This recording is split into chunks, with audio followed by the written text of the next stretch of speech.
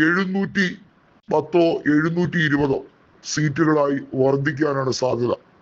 നിലവിലെ 543 കൂടെ ഏകദേശം 170ഓളം ലോക്സഭാ സീറ്റുകളുടെ വിഭജനം പൂർത്തീകരിക്കാനാണ് ഡീലിമിറ്റേഷൻ കമ്മിറ്റി ശുപാർശ ചെയ്തിരിക്കുന്നത്. ഇതുമായി ബന്ധപ്പെട്ട് വിജ്ഞാപനം പുറപ്പെടുവിച്ച് അതിന്റെ നൂലാമാലകളെല്ലാം മാറ്റിക്കൊണ്ട് മറ്റു രീതിയിൽ വിഭജനം പൂർത്തീകരിക്കും എന്നാണ് ഇപ്പോൾ നൽകിയിരിക്കുന്ന നിർദ്ദേശം.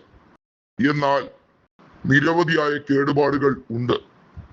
നമുക്കറിയാം, ഇന്ത്യയിലെ ലോക്സഭാ മണ്ഡലങ്ങൾ വിഭജിച്ചിരിക്കുന്നത് ജനസംഖ്യയുടെ അടിസ്ഥാനത്തിലാണ് എന്ന് പറയപ്പെടുമ്പോഴും യഥാർത്ഥത്തിൽ പല ലോക്സഭാ മണ്ഡലങ്ങളിലെയും ജനസംഖ്യ ആനുപാതകം നോക്കുമ്പോൾ ഉദാഹരണമായി പറയാൻ കഴിയുന്നത് കേരളത്തിലെ ലോക്സഭാ മണ്ഡലങ്ങളിലെ വിഭജനവുമായി ഉത്തർപ്രദേശിലെ ലോക്സഭാ മണ്ഡലങ്ങളെ താരതമ്യപ്പെടുത്താൻ കഴിയില്ല.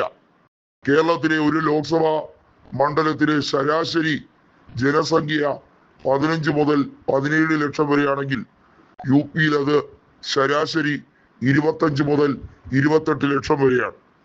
അപ്പോ കൃത്യമായി പറഞ്ഞാൽ ഓരോ സ്റ്റേറ്റിലും ജനസംഖ്യ അടിസ്ഥാനത്തിലുള്ള വിഭജനം പൂർത്തീകരിക്കപ്പെടുന്ന സമയത്ത് വ്യത്യാസം പല രൂപങ്ങളിലായി മാറും. തമിഴ്നാട്ടിൽ 39 ലോക്സഭാ സീറ്റുകളാണുള്ളത്. എന്നാൽ അവിടുത്തെ ജനസംഖ്യ 7.5 കോടിയാണ്. ബീഹാറിൽ 40 സീറ്റുകൾ മാത്രമാണുള്ളത്. എന്നാൽ ജനസംഖ്യ അവിടെ 10 കോടിക്ക് മുകളിലാണ്.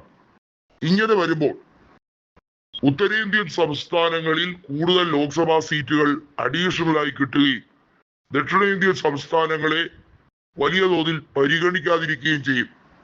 അതിനുവേണ്ടിയുള്ള തത്രപ്പാടാണ് തെരഞ്ഞെടുപ്പ് കമ്മീഷനും അതുപോലെ കേന്ദ്ര മന്ത്രിസഭയും ചേർന്ന് ശ്രമിക്കുന്നത് എന്നുള്ളതാണ് പ്രഥമ ദൃഷ്ടിയാൽ പ്രതിപക്ഷ മുന്നണിക്ക് എല്ലാവർക്കും പറയാനുള്ളത്.